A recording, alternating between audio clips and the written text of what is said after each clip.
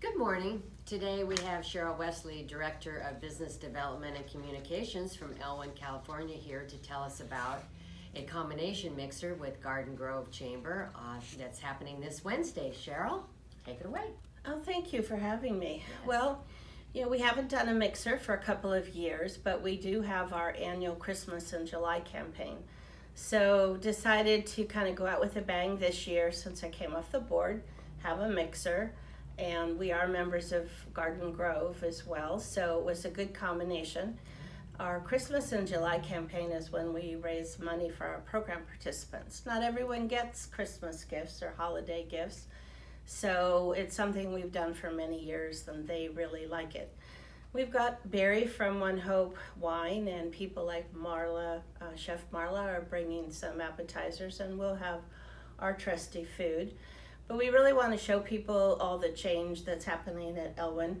The inside of the facility they've seen several times is already undergoing change. The construction hasn't started yet, but you get a feel for something different. Yeah. So then we won't give big speeches, but we will do some fall fling recognition, some business advisory recognition, and just highlight all the changes. Okay, great. Well, and what else is happening around Elwyn these days? Well, it's all kind of evolved around that. I mean, anyone who's remodeled, which is practically everyone, knows what a nightmare that is. Make a change in a blueprint and then you're set back 9 months. But eventually, the programs will be quite different. We still will have some fulfillment in the shop, but we will eventually have 48 more clients in a different kind of a day program. And day programs are growing all across the state because they've been closing the institutions. They're called developmental centers in California. So it keeps us busy, it keeps us hiring more staff and running out of parking. We have some very gracious neighbors that are giving us spots, so we've been assigning. Who would have thought that this would all evolve that way? So, but it's good, it's all good, and it's still giving the program participants choice as to what they want to do. Okay, perfect. Well, thank you for that.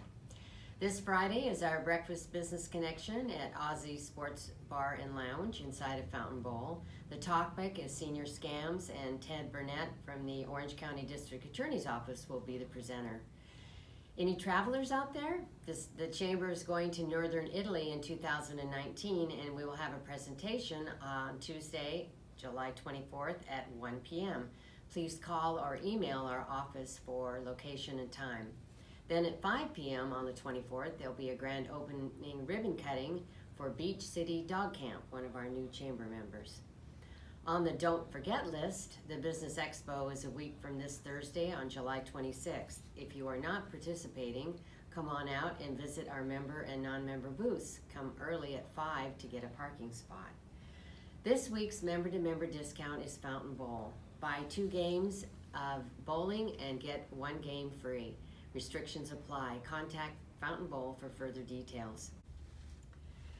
On this day in history is a little long this week, but it's very interesting. On this day in 1945 at 5:29 and 45 seconds a.m., the Manhattan Project came to an explosive end as the first atom bomb was successfully tested in Alamogordo, New Mexico.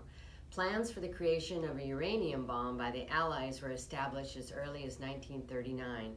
But in early 1942, with the United States now at war with the Axis powers and fear mounting that Germany was working on its own uranium bomb, the War Department took a more active interest, and limits on resources for the project were removed.